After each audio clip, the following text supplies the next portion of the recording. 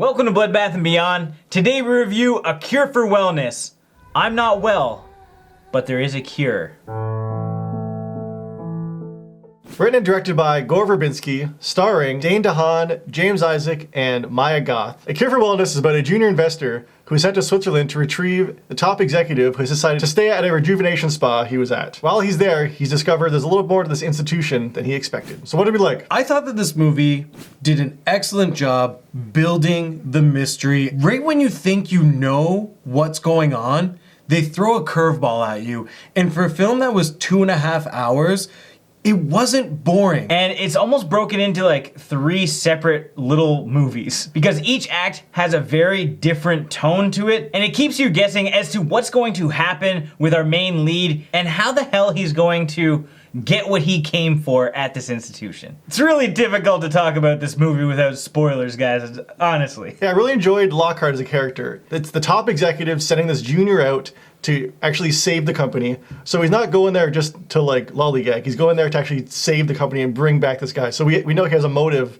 to not leave until he gets what he came for. As the film progresses, when he's slowly becoming the detective in this film, he's dug through files. He's done all this like sneaky banking work that he can pull up anyone's file and be like, I understand the history of this one. And he's done his research, so it's believable. He's always doing what the audience wants him to do, and that was nice to see. Yeah, it's not your typical horror where it's just like, don't open the door or don't go down that hallway. It's always, he's like sleeky and sly. Yeah, it's like, go down that hallway, but like, make sure you hug the corner while you do it. Awesome, he did it! One of the best parts about this movie is the cinematography and the way that they use the cinematography for like symbolism and all that stuff. I'm not gonna get into every detail, but for example, right from the get-go, we have shots of like a skyscraper just looking up, and the way that it's colored makes you feel like you are nothing in this world, like people are almost meaningless. And they continue to use a lot of cinematography to tell the story, and it's absolutely gorgeous. Adding to the cinematography is the soundtrack. It was just like a child humming a tune. It can be creepy and it can be just very soothing and just really like calm you down. I actually really liked the sound design in general. This movie relied on a lot of little noises here and there, like water droplets or just noises in the background, because it is like an institute and you're not too sure if it's an asylum maybe. And so there's like kind of groaning and screams here and there, so you're not too sure if it's people like getting an intense massage or if something else might be happening. To counter Dane DeHaan's character Lockhart, we had James Isaacs, who played Vollmer. He was like the director of this institute, and at times his character was just two-faced, and it was really well developed. I really liked his character, and he was an excellent antagonist. So what didn't we like? For how great the buildup was, and for how long the movie is, I was a little disappointed with the ending we did get. It wasn't what I was hoping for, and I was trying to guess throughout the whole movie what was happening, and at the end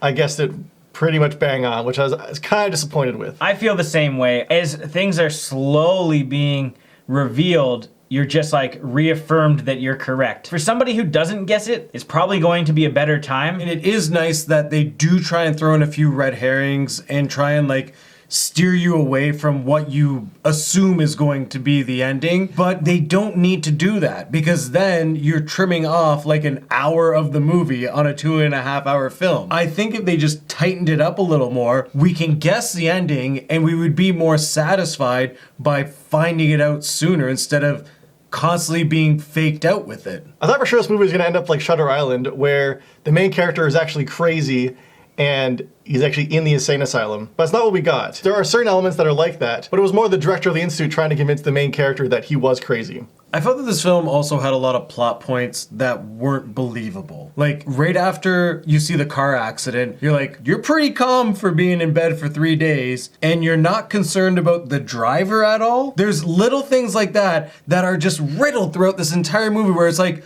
you're overly concerned about one thing, but common sense dictates you should be concerned about this.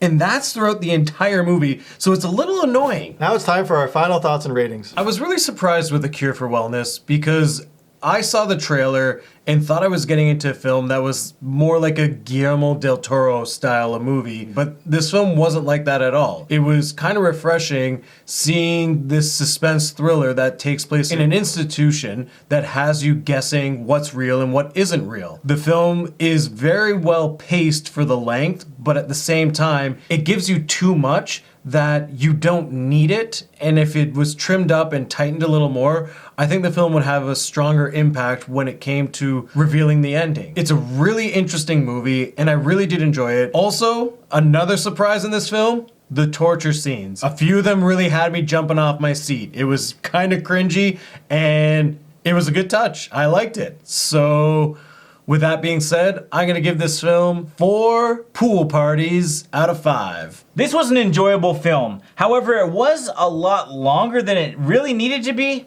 but I enjoyed it anyway. But the pacing just kept me engaged consistently. I really liked our characters, the acting was strong, and the cinematography was just stunning. I did have some issues with the way that it ended ultimately, both because I saw it coming from a mile away, but then we also didn't get all of the answers that we would have wanted. So I can see a lot of people not liking this movie for that reason specifically, but I mostly enjoyed it. So I'm gonna give this 3.5 bathtubs full of eels out of 5. For how enjoyable this movie was, I felt the payoff at the end just wasn't worth it. A lot of the scenes I thought were redundant because we got kind of the same reveal over and over again. So that they could have trimmed down on that to make the film a little bit shorter. I enjoyed the cinematography and the sound design, but I ultimately didn't think the mystery was there.